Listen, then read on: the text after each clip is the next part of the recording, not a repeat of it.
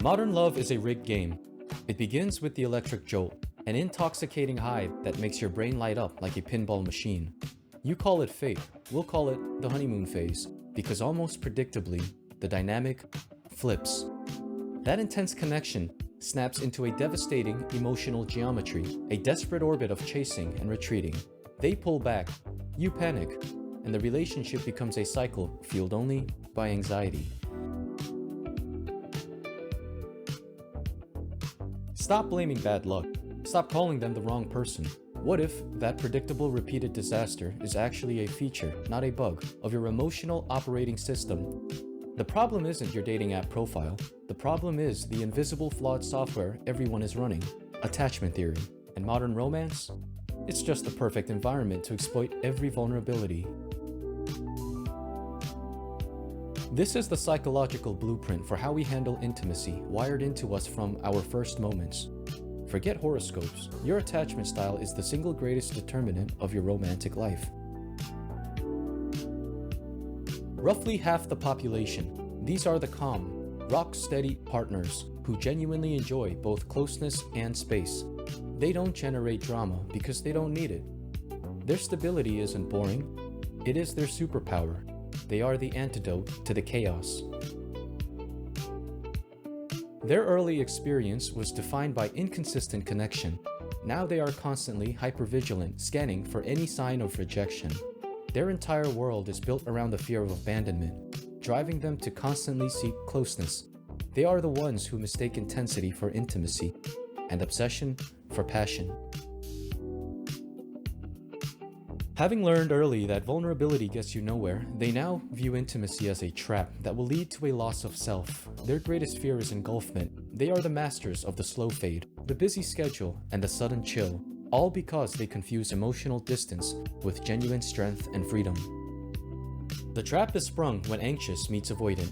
Far from opposites, they are two sides of the same coin. The anxious partner's need for closeness confirms the avoidant's fear of being smothered, driving them away. This retreat, in turn, validates the anxious partner's deepest fear of abandonment. What feels like irresistible chemistry is tragically two wounded systems perfectly activating each other in a fateful, predictable crash. The anxious avoidant dance is nothing new, but we've managed to turn this ancient emotional flaw into a full-contact performance sport.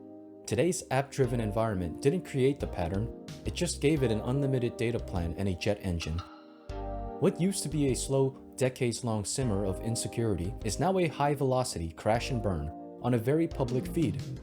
We've simply optimized our emotional pain for maximum velocity and minimum commitment. The dating pool is subject to a potent selection bias. The individuals who are perpetually available on dating apps are those whose relationship strategies necessitate high turnover or constant external validation. Studies indicate that users exhibiting anxious attachment patterns are drawn to the seeking and notification rush, leading to frequent use.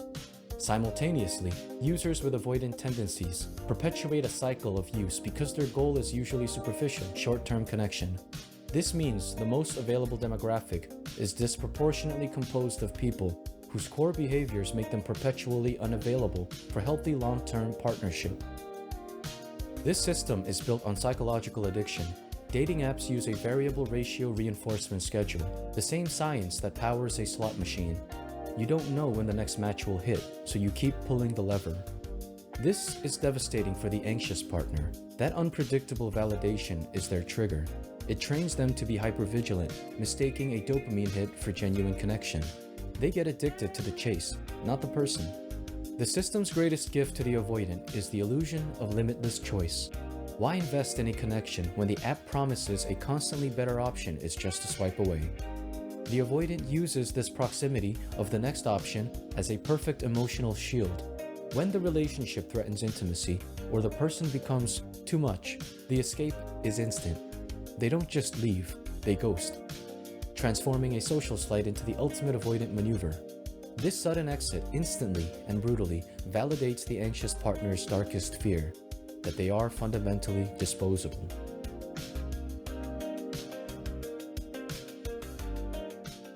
Here's the tragic choreography of this conflict. The anxious partner senses distance and their internal alarm system screams, "Danger! You are about to be abandoned." They deploy their classic protest behaviors: the sudden emotional intensity, the overanalysis, the demand for explanation, or the ultimatum. They try to force the gap closed, but in doing so, create the exact thing the avoidant person is wired to perceive as a threat. Their system screams, "Danger! You are trapped. Freedom is dissolving."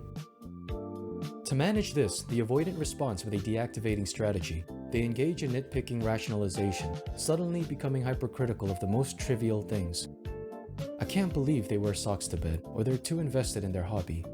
They deploy the classic lines: "They're too busy," or "they're not over their ex," who, let's be honest, was probably also a commitment ghost. These are shields, not reasons. They are unconscious moves to create distance and ensure intimacy never breaches the wall of self-sufficiency. As the avoidant successfully cools the dynamic, the anxious person, exhausted, is finally forced to withdraw. And here's the cruel ingenious failsafe that keeps the machine running. When the anxious partner finally pulls away, the avoidant senses the pressure is gone, and in that moment, their own attachment system shifts, prompting that tiny, calculated text: "Hey, hope you're doing well." This single breadcrumb, that minor gesture of contact, instantly re-engages the anxious partner. It sends a colossal, addictive rush of hope and validation. The anxious partner is pulled back in. The avoidant feels desirable again. And just like that, the cycle resets. They never achieve secure connection because they are trapped by the drama itself, mistaking the intensity of the struggle for the depth of intimacy. Think of your brain as having a few parent figures. For anxious and avoidant people, the primary parent is the dysregulated partner, the person who creates the high-stakes drama. Your first and most radical step is to replace them with yourself. That means becoming the primary source of comfort and security. You are the parent. You are the anchor. Your deepest fear is being alone with your anxiety. The fix is not the 4-hour rule. It's the 4-hour refusal.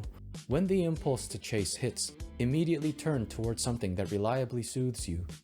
A trusted friend, a complex hobby, exercise. This is not a distraction. It is a deliberate training exercise for your nervous system to learn that you are the first responder to your own panic, not the distant partner. You are teaching your brain. Safety comes from within, not from external reassurance. When dating, you are wired to overlook stability in favor of drama. To break this, you need a new checklist. After a date, physically write down 5 things they did that were consistent or respectful. Did they confirm the time? Show up on time? Answer a text clearly? This trains your brain to value small, secure actions over grand, inconsistent gestures. Your deepest fear is being trapped and losing your autonomy. Treat your space not as an escape, but as a boundary. When you feel the overwhelming urge to run, you are mentally giving yourself a punishment by disappearing. Instead, set clear, pre-negotiated rules for space. I will take an evening to myself and I will text you at 8 a.m. This small act of predictable return slowly diffuses your fear, proving that intimacy is possible without being consumed. Your system defaults to silence when stressed. To combat this, you need a pre-agreed upon script for closeness. Tell your partner, "When I feel stressed or crowded, I will not disappear." Promise to use one of these 2 phrases. "I'm feeling triggered and need a moment," or "I need 24 hours of space, but I will not vanish." This shifts your default from ghosting to labeling. You are still getting space, but you are not abandoning your partner, which builds real secure connection. The fundamental shift is this: stop dating for potential, start dating for compatibility. The hallmark of a secure partner is often boring predictability. They call when they say they will. They define the relationship clearly. They communicate without drama. Consistency feels boring when you're addicted to crisis. You must consciously recalibrate your system to perceive predictability as safety, not stagnation. This is the foundation of a steady relationship. Believe someone's actions over their words. If they are consistently inconsistent, that's not complicated. That's a clear incompatibility. You must stop trying to fix the person and start demanding the security your emotional system actually needs. Modern dating is rigged for failure because it exploits our deepest vulnerabilities. The constant options reward avoidance, and the high-stakes uncertainty feeds anxiety. But you can choose to heal your own emotional blueprint, regardless of who is standing across from you. The next time you feel that irresistible, unsteady pull, remind yourself the greatest, most defiant act in a system designed for insecurity is the quiet, powerful achievement of a secure, lasting love.